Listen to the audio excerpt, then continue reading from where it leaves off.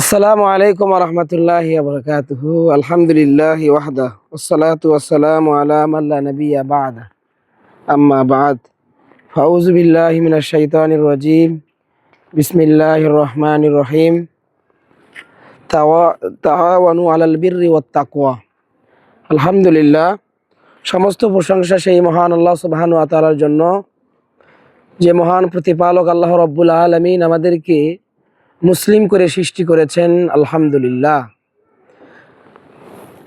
আরও শুকরিয়া আদায় করছি যে প্রতিপালক আল্লাহ রাব্বুল আলামিন আমাদেরকে দুনিয়াবি জাগতিক জ্ঞান শিক্ষা অর্জন না করে দিনের জ্ঞানের জন্য, দিনের আলো শিক্ষা করার জন্য আমাদেরকে কবুল করেছেন। শুকরিয়া আদায় করছি আলহামদুলিল্লাহ।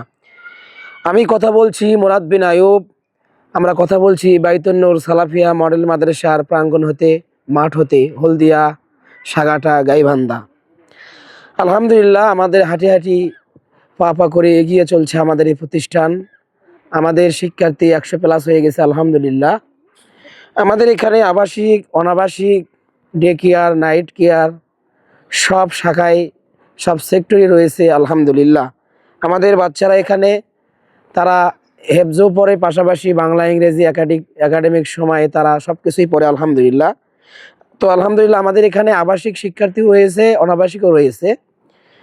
তো আপনারা জানেন, আমাদের এই প্রতিষ্ঠানটির কথা আপনারা দেখেছেন ইতিপূর্বে, আমাদের ফেসবুক পেজ, আমাদের ফেসবুক আইডি এবং অনেক আইডি থেকে আপনারা দেখেছেন আমাদের এই অবস্থানের কথা। আপনারা জানেন এই হলদিয়া এলাকাটি চরাঞ্চল এলাকা। এই চরাঞ্চল এলাকায় হওয়ায় এখানকার সুবিধা বঞ্চিত কিছু মানুষ রয়েছে যারা দূরে যেতে পারে না। এখানে অনেক শিক্ষার্থী আছে যারা আলহামদুলিল্লাহ এখানে পড়াশোনা করে। তো এই মাদ্রাসাতে কিছু বাচ্চা আছে ইয়াতিম এবং অসহায়।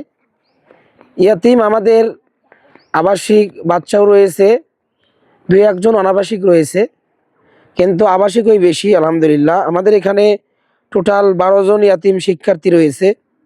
তার মধ্যে আমাদের 5 জন শিক্ষার্থীর ব্যবস্থা হয়েছে।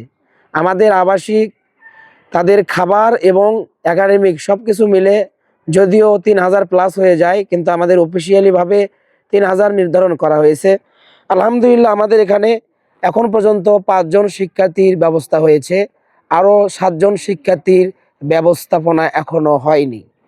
অসহায় রয়েছে 12 জন, যারা নিতান্তই কম টাকা দেয়, 1200, 1100, 1000। আসলে এই টাকা দিয়ে তাদের খাবার, এই 3 বেলা গরম ভাত এবং সাপ্তাহিক 2 দিন মুরগির গোশ, ডিম, মাছ এগুলো থাকে। ব্যতিক্রম 2-1 দিন হয়তো বা হয়, কিন্তু আমরা রুটিন চেঞ্জ করেছি আলহামদুলিল্লাহ। আমরা এটা দেওয়ার চেষ্টা করছি। তো এখন পর্যন্ত আমাদের 12 জন অসহায়ের মধ্যে 2 জন অসহায়ের ব্যবস্থা হয়েছে, আরও 10 জন অসহায়ের ব্যবস্থা এখনও হয়নি। আমি আপনাদেরকে আরও জানাতে চাই, এখানে যদিও অসহায় যাদেরকে আমরা বলছি, অধিকাংশই এখানকার শিক্ষার্থীরা একদম স্বল্প টাকা দেয়, যে টাকা দিয়ে এই বাজারে বর্তমান সময়ে কিছুই হবে না। আপনাকে বললাম 1000 টাকা, এই 1000 টাকা দিয়ে আপনার এই 3 বেলা খাবার যদি আপনি দৈনন্দিন তাদের সকালে যদি 20 টাকা নাস্তা বাবদ ধরা হয়, দুপুরে যদি আমরা তাদের জন্য 30 টাকা ধরি এবং সন্ধ্যায় যদি আমরা 20 টাকা ধরি, টোটাল তাদের আপনার এদিকে 30 এবং 70 টাকা দেখা যাচ্ছে খরচ হচ্ছে। তাহলে দেখেন মাসব্যাপী তার পিছে কত টাকা যাচ্ছে। তাদের যে শিক্ষক রয়েছে, আমাদের বর্তমান 7 জন স্টাফ রয়েছে, আরও 2 জন যুক্ত হবেন আলহামদুলিল্লাহ। তো এই শিক্ষকদের বেতনও দিতে হয়। তো এত কিছু আমাদের আপনাদের এই বাচ্চাদের অর্থের মাধ্যমে আসলে হয় না। এজন্য আপনারা যে যতদূর পারেন আপনারা আমাদের অবশ্যই সহযোগিতা করবেন। মাসে প্রায় আপনার চালের প্রয়োজন 15 বস্তা, যদিও 8 বস্তার ব্যবস্থা হয়েছে, এখনও 7 বস্তার প্রয়োজন। একটা বস্তার পরিমাণ হচ্ছে আপনার 1500 টাকা লাগে। আপনারা যদি কেউ দায়িত্ব নিতে চান যে মাসে আপনি একটা বস্তা দিবেন, আর যদি আপনি চান না আপনি একাই দিবেন, আলহামদুলিল্লাহ।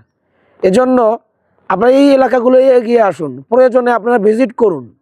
দূরে থেকে হয়তো দেখছেন যে আসলে কোথায় দিচ্ছি, আপনি আসুন, ভিজিট করুন, দেখুন আসলে আমাদের অবস্থাটা, এবং আপনার প্রয়োজনে রেজিস্টার খাতা দেখুন যে আসলে তারা কত টাকা দেয়। এই টাকা দেখে আসলে বর্তমান সময়ে চলা কি সম্ভব? আপনারা জানেন নবী করিম সাল্লাল্লাহু আলাইহি সাল্লাম ইয়েতিমদের কথা বলেছেন যে যারা ইয়েতিমকে প্রতিপালন করবে, লালন পালন করবে, আল্লাহ নবী বলছেন তারা ইতিম প্রতিপালনকারী এবং আমি এরকম পাশাপাশি জান্নাতে অবস্থান করব। তো সেই সুযোগগুলো আপনারা কেন হাতছাড়া করছেন? যারা প্রবাস থেকে দেখছেন, যারা দেখবেন, যারা ধনাঢ্য ফ্যামিলি রয়েছেন, আপনারা এই সমস্ত এলাকায় এই সমস্ত প্রতিষ্ঠানে দান করুন। অসহায়দের দায়িত্ব কেউ নিতে চায় না। তারা কি টাকার অভাবে, অর্থ অভাবে কি তারা পড়াশোনা ছেড়ে দিবে? আমরা এখনো পর্যন্ত তাদের খাবার দিচ্ছি আলহামদুলিল্লাহ। অন্যান্য প্রতিষ্ঠান আপনারা যেটা দেখতে পান, তারা টাকা না দিলে, বেতন না দিলে খাবার বন্ধ করে দেয়, কিন্তু আমরা কিন্তু এখনো সেটা করিনি। ঋণ করে হোক, যেভাবে হোক আমরা চালাচ্ছি আলহামদুলিল্লাহ। কিন্তু এভাবে আমরা কতদিন চালাবো? আমরা আর পারছি না। আমরা আমাদের যে একটা ঘর করছি সেটাও আমরা করতে পারছি না। অনেক আমাদের প্রয়োজন, অর্থের প্রয়োজন। এজন্য দিনী ভাইরা যারা দেখতেছেন, আপনারা এই সমস্ত এলাকায় দান করুন, হতদরিদ্র এলাকায় দান করুন। আপনারা দেন কোন এলাকায়, কোন জায়গায়? ওই বড় বড় শায়েক যাদের মাহফিল রয়েছে, যারা কারি কারি টাকা পায়, এক মাহফিল করলে 1 লক্ষ 1.5 লক্ষ টাকা ফ্যামিলি প্যাকেজ নিয়ে, পুরো প্যাকেজ নিয়ে তারা চলে আসে। তাদেরকে আপনারা দেন।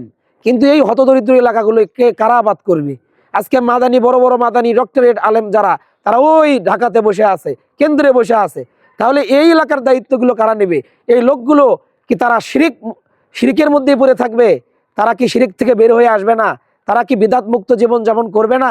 যদিও আমাদের এই আহলে হাদিস শাসিত এলাকা, সালাফি মানহাজের এলাকা, কিন্তু এখানে তো মানুষ অনেক ধনাঢ্য ফ্যামিলি, এরকম তো নাই। এজন্য প্রিয় ভাইয়েরা যারা দেখছেন, আপনারা আসুন, আমাদের এই মহৎ কাজে আপনারা অংশগ্রহণ করুন, সৎ কাজে আপনারা অংশগ্রহণ করুন। আজকে আমরা অন্যায় কাজে সহযোগিতা করি, সৎ কাজে সহযোগিতা করি না। আসুন আমরা সহযোগিতার হাত বাড়িয়ে দেই। আমাদের মূল উপার্জন থেকে, আমাদের হালাল উপার্জন থেকে দৈনন্দিন কিছু দান করি। আল্লাহ রাব্বুল আলামিন আমাদেরকে আমাদের এই দানগুলো কবুল করুন, দান করার তৌফিক দান করুন। আমরা যেন বেশি বেশি দান করতে পারি। আর সকলের সুস্বাস্থ্য, দীর্ঘায়ু কামনা করে আজকে এখানেই শেষ করছি। আসসালামু আলাইকুম ওয়া রাহমাতুল্লাহি ওয়া বারাকাতুহু।